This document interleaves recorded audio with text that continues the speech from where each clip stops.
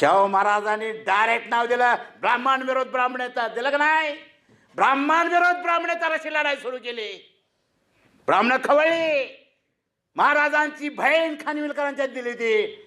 त्या बहिणीचा एक शब्द महाराज मोडत नव्हते.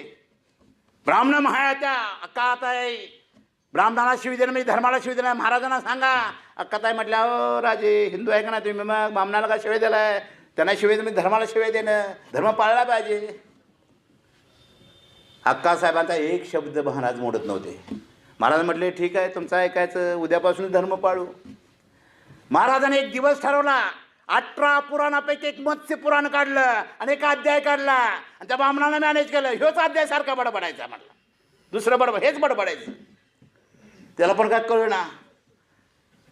बडबडलं, हे पुन्हा वाच, पुन्हा, अरे पुन्हा वाच, अरे पुन्हा वाच.